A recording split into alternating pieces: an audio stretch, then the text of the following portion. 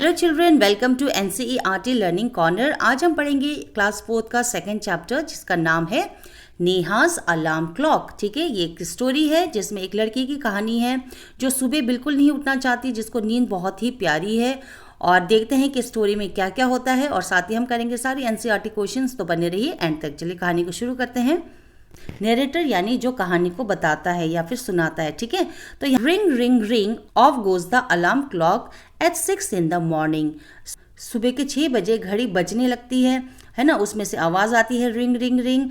Okay, and Neha makes a face and covering her ears with a pillow, snuggling under the warm blanket। जैसे ही उस घड़ी की आवाज़ नेहा सुनती है तो वो क्या करती है, वो snuggles under the warm blanket, यानी जो ब्लैंकेट में वो सो रही थी उस ब्लैंकेट के अंदर वो दोबारा से घुस जाती है।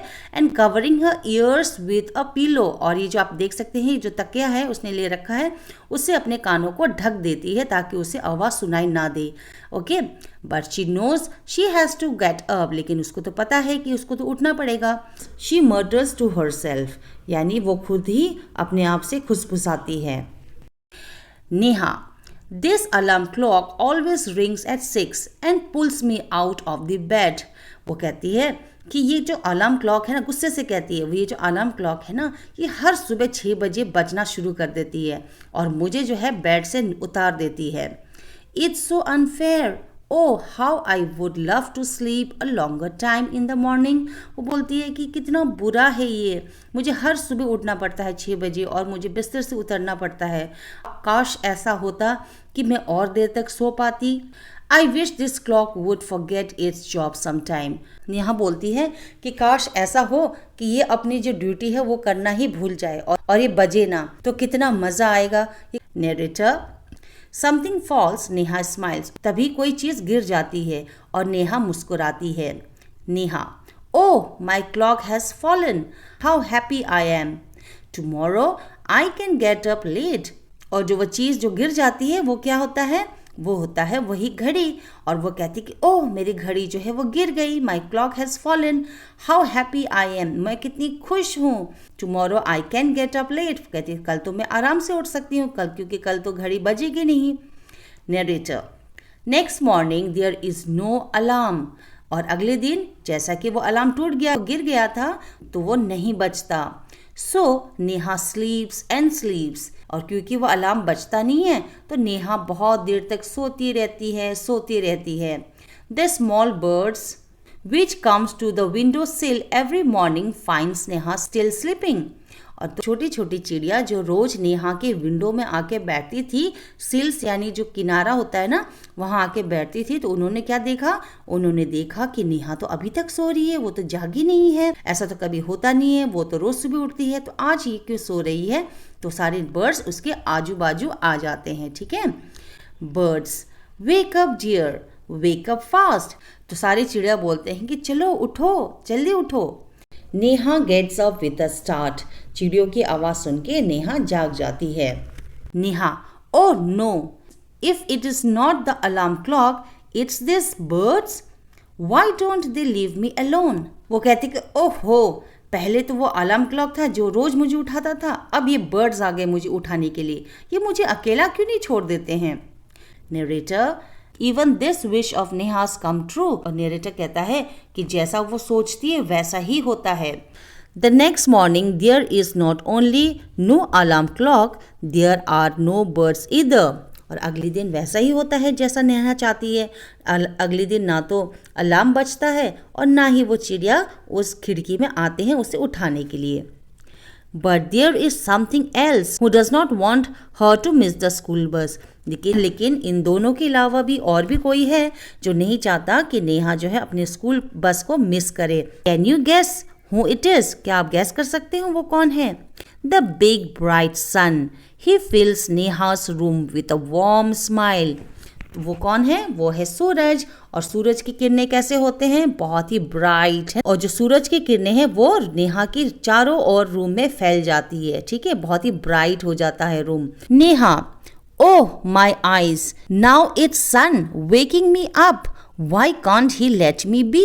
तो जैसे ही सूरज की किरणें उसके चेहरे पे पड़ती है तो वो अपनी आंखों को खोल लेती है और कहती है उफ अब ये सूरज मुझे तंग करने के लिए आ गया है, मुझे उठाने के लिए आ गया है। Why can't he let me be? वो कहती कि ये मुझे क्यों नहीं छोड़ देती अकेले जैसे और लोग छोड़ के गए, ये क्यों मुझे उठाने के लिए आया है। ठीक है, narrator, even this wish of Neha comes true. और फिर जैसा कि अभी तक होते आया है, ये विश भी नेहा का पूरा हो जाता है। Next morning the sun is behind the clouds. अगले दिन सूरज जो है वो बादल के पीछे छिप जाता है और धूप नहीं निकलती।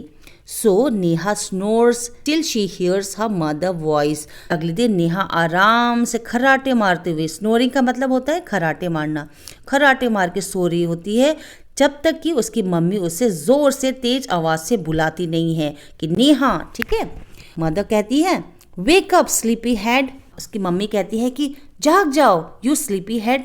स्लीपी हेड का मतलब होता है बहुत ज़्यादा नींद आना। कभी कभी हम जाग के उठते फिर भी हमें नींद आती है और हम झूलते हैं ना, तो उसकी मम्मी कहती है कि जाग जाओ you sleepy head, you will miss the बस। तुम अपने बस को मिस कर लोगे। नेहा कहती है oh no why does mother have to wake me up. आप कहती कि अरे यार ये मम्मी को क्यों आना था मुझे उठाने के लिए, क्यों मुझे उठा रही है मम्मी।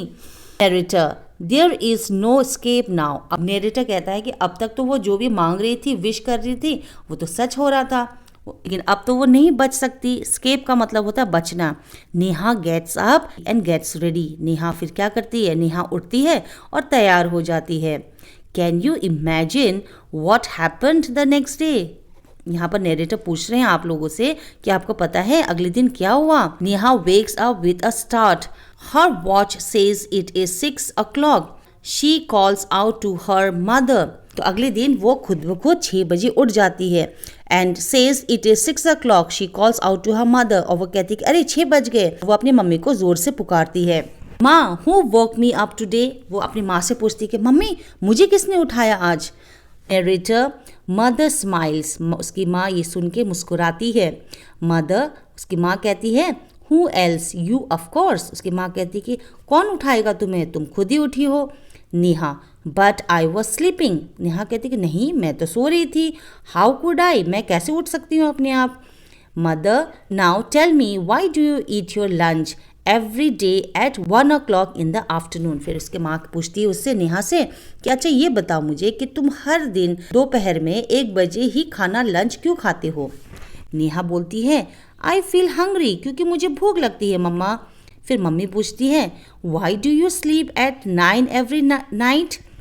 तो मम्मी पूछती है अच्छा ठीक है, तो ये बताओ कि हर दिन तुम्हें 9 बजे ही नींद क्यों आती है, तुम 9 बजे ही सोने क्यों जाते हो। तो नेहा बोलती है बिकॉज आई फील स्लीपी, क्योंकि मम्मा मुझे उस वक्त नींद आ रही होती है इसलिए मैं 9 बजे सोती हूँ।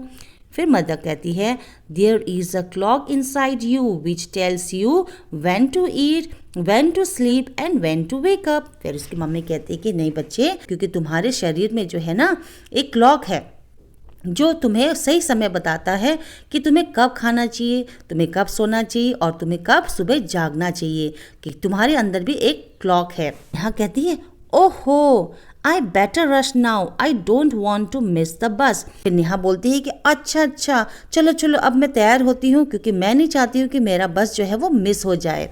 मदर बोलती है relax today is Sunday. Mummy कहती है कि आराम से रिलैक्स हो जाओ क्योंकि आज तो संडे है, आज तुम्हारा स्कूल है ही नहीं। नेहा कहती कि ओहो हो, बोलती अच्छा। तो ये था स्टोरी। अब हम देखते हैं इसमें हमने कौन से वर्ड सीखे।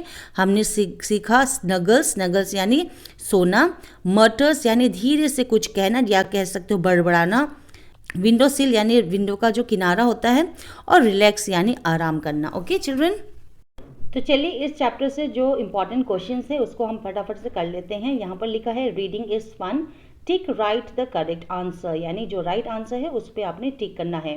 What time did Neha clock ring every morning, कितने बजे नेहा की जो क्लॉक थी वो बजती थी, आंसर होगा 6 o'clock। What did the bird से, बर्ड्स ने क्या कहा, उन्होंने कहा वेक अप, तो ऑप्शन नंबर बी होगा सही answer. Number 3, what is inside you that makes you get up at the same time every day, यानी आपके अंदर ऐसा क्या है जो आपको सही समय पर उठाती है या जगाती है। तो आप आंसर लिखेंगे option number 1 our body clock. Okay children, आगे बढ़ते हैं। Put the letters in the right order, one has been done for you. आपको ये वर्ड्स जो है ना वो जंबल किया हुआ है, यानी इधर उधर क्या है उसको आपने सही तरीके से लिखना है। तो नंबर 1 में आप लिखेंगे स्माइल, दूसरा नंबर होगा मॉर्निंग, तीसरा होगा alarm, fourth will be snored, fifth will be clock and sixth will be window. Okay, this is also done.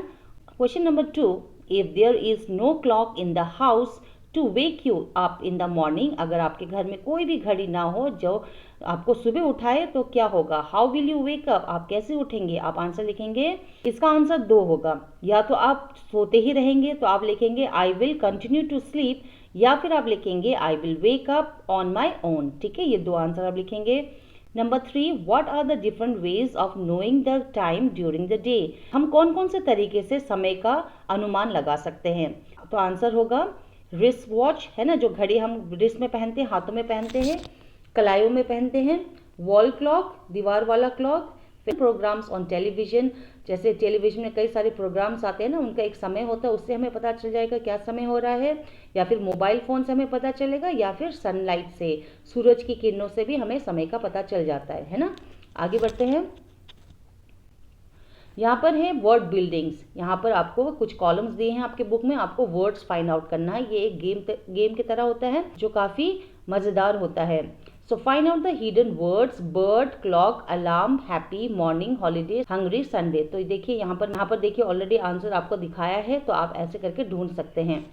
Let's write. Number 1, who said this word and to whom, जो ये words दिए हैं ये किसने कहा है और किसको कहा है?